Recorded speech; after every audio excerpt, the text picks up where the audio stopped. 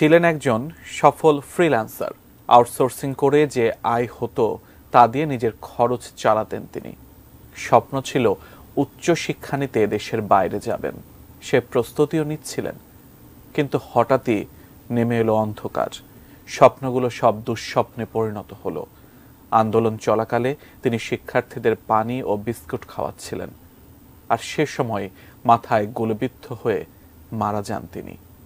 কিন্তু কে এই আত্মত্যাগী যুবক, কি তার অপরাধ, আর কেনই বা তাকে এভাবে মাথায় গুলি করে মারা হলো? প্রশ্ন পরিবারের। বিস্তারিত জানাচ্ছেন SI Raj.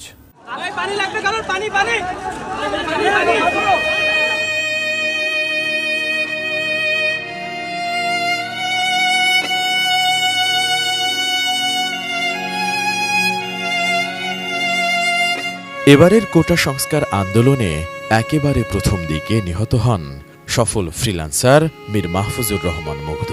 Bangladesh university of professionals তথা বিইউপিতে পড়ুয়া এমবিএর শিক্ষার্থী ছিলেন তিনি। খুলনা বিশ্ববিদ্যালয় থেকে গণিতে স্নাতক শেষে উচ্চতর শিক্ষা গ্রহণের পাশাপাশি ফ্রিল্যান্সিং করতেন তিনি। সোশ্যাল মিডিয়ায় পরিচিত ছিলেন মীর মুগ্ধ নামে। দেশপ্রেম আর মানবতার চেতনায় উজ্জীবিত এই তরুণ জড়িত ছিলেন স্কাউটিংয়েও।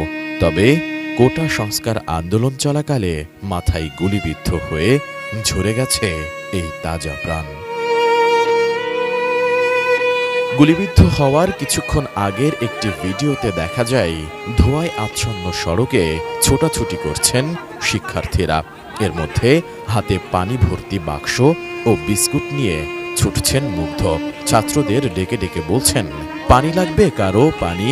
ভিডিওতে দেখা যায় অনেকেই তার কাছ থেকে পানি পান করছেন। কাঁদানে গ্যাসের ঝাঁঝালো ধোঁয়ায় বেশ কয়েকবার চোখ মুছতেও দেখা যায় মুগ্ধকে।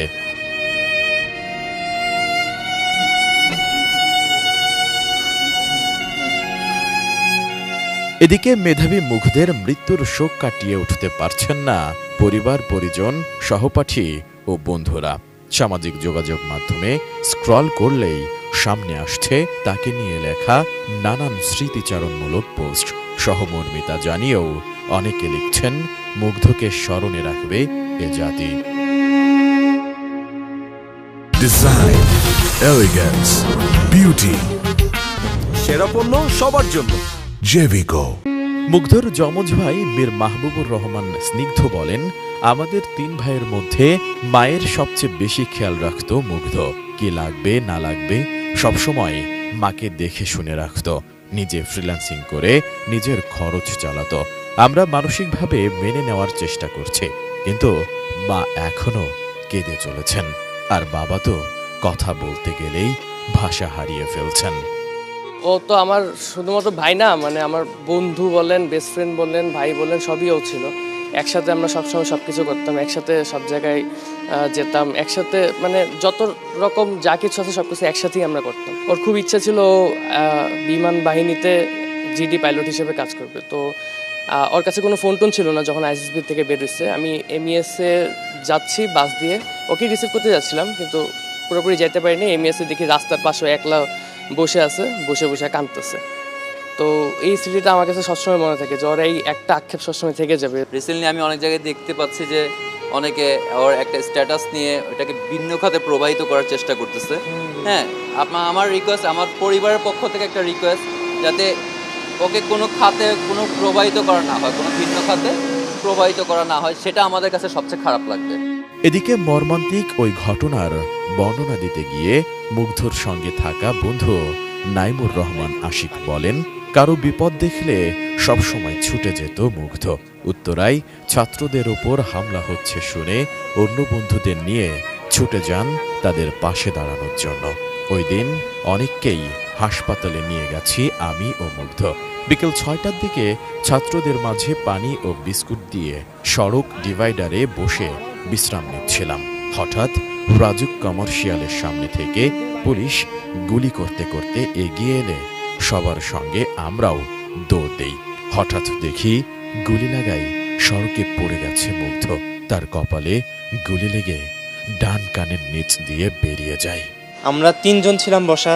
আমার মুগ্ধর খুলনা ইউনিভার্সিটির একটা বন্ধু এসেছিল, নাম জাকির। ও ছিল সবার প্রথমে, দ্বিতীয়ত ছিল মুগ্ধ এবং সবার শেষে ছিলাম আমি। জাকির সাথে সাথে উঠে যায় এবং দৌড় দেয়। কিছুক্ষণ পরেই আমিও দৌড় দিই। দৌড় দেওয়ার পর আমি 2 থেকে 3 কদম যাবার পর যেটা দেখতে পাই যে জাকির আমার সামনে আছে এবং সবাই দৌড়াচ্ছে, কিন্তু মুগ্ধ আমার সামনে আর নেই। তখন আমি ওই জায়গাতেই থেমে যাই এবং ঘুরে তাকিয়ে দেখতে পেলাম যেটা যে মুগ্ধর হাতে সেই পানির বোতল, বিস্কিটের ব্যাগ, সেই অবস্থাতেই মুগ্ধ মাটিতে পড়ে যাচ্ছে এবং আমার দিকে তাকিয়ে আছে।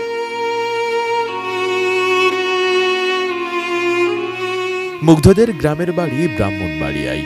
তার জন্ম 1998 সালের 9 অক্টোবর ঢাকার উত্তরায়। দাফনও হয়েছে সেখানে। উত্তরার ইসলামিক এডুকেশন সোসাইটি থেকে প্রাইমারি এবং Uttara high school and college থেকে এসএসসি ও এইচএসসি সম্পন্ন করেন তিনি। 2019 সালে ভর্তি হন খুলনা বিশ্ববিদ্যালয়ের গণিত বিভাগে।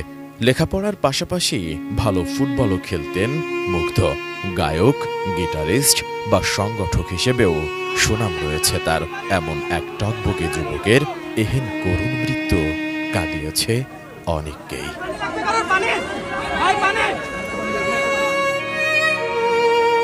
S I Raj, ATN news.